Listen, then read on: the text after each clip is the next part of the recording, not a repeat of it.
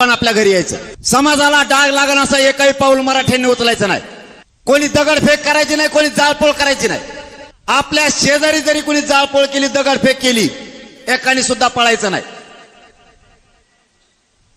त्याला उचलायचं आणि पोलिसाच्या गाडीत फेकायचं.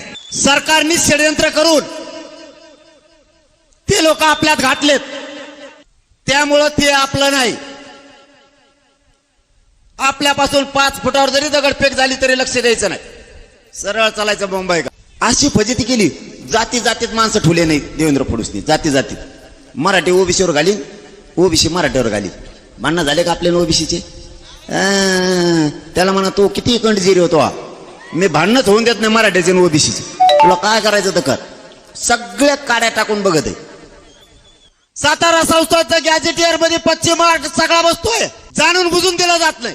गिरीश महाजनांनी त्यावेळेस सांगितलं होतं,